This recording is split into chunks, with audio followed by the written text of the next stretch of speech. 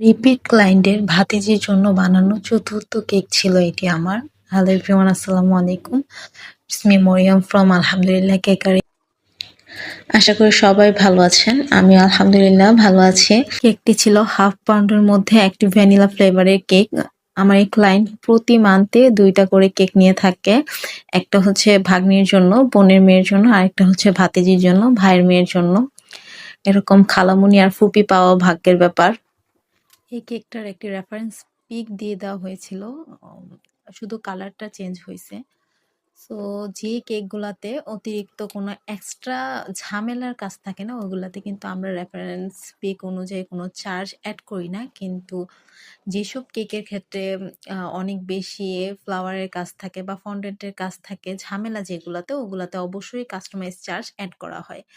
কথাটা খুবই ক্লিয়ারলি বলে দেওয়া হয়। মেক্সিমাম ক্লায়েন্টদের জানিয়ে দেওয়া হয়। কিন্তু তারপরও অনেক ক্লায়েন্ট এসে ফন্ডেন্টের কাজ, তারপর হচ্ছে অনেক ফ্লাওয়ারের কাজ, যেসব কাজগুলো একটু বেশি ঝামেলার, সেগুলোতেও হচ্ছে কাস্টমাইজ চার্জ নিয়ে অনেক বেশি মার্কেটিং করেন। তাদের উদ্দেশ্যে বলব, একটু কাইন্ডলি বুঝে অর্ডারটা করবেন বা একটু বোঝার ট্রাই করবেন। হ্যাঁ, এই প্রতিটা কালার মিক্সিং এর জন্য আমাদের অনেক বেশি টাইম লস হয়। যদি কোনো রেফারেন্স পিক না থাকে, সেক্ষেত্রে আমাদের কিন্তু কালার নিয়ে এত বেশি টেনশন করা লাগে না। যে পর্যন্ত আপনাদের রেফারেন্সের পিক অনুযায়ী কালারটা না আসে বা যে ড্রেস দেওয়া হয়, ড্রেসের কালার দেওয়া হয়, থিম দেওয়া হয়, এগুলো অনুযায়ী কালারটা যে পর্যন্ত শেডটা না মিলে, অবশ্যই 100% হয় না। কিন্তু সিমিলার শেডটা না আসা পর্যন্ত কিন্তু আমাদের ট্রাই করে যেতে হয়। এবং একটা কালারের জন্য আমাদের অনেকগুলা কালার ট্রাই করতে হয়, যে পর্যন্ত মানে সিমিলার শেডটা না আসে, ওই পর্যন্ত কিন্তু আমাদের অনেক টাইম লস হয় এই কালারগুলা আনার জন্য। সো আশা করি সবাই বুঝতে পারবেন। প্রথমে কেকটির মধ্যে আমি হচ্ছে হুইপ ক্রিম দিয়ে একটা ফিনিশিং দিয়ে দেন উপরে হালকা আকাশি কালারের শেডটা ব্যবহার করি।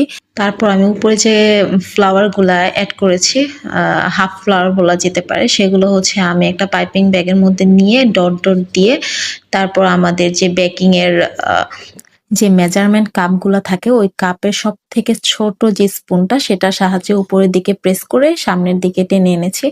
এভাবে এই ফ্লাওয়ারগুলা খুব ইজিলি করা যায়। যে বা যারা হচ্ছে নতুন বেকিং এর কাজ করছেন, তারা এইসব ফ্লাওয়ারগুলা ব্যবহার করতে পারেন।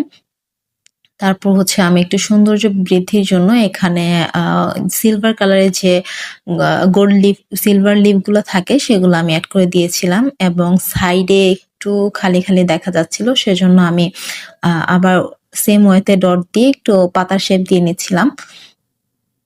এটা ছিল আমার যে ক্লায়েন্ট অর্ডার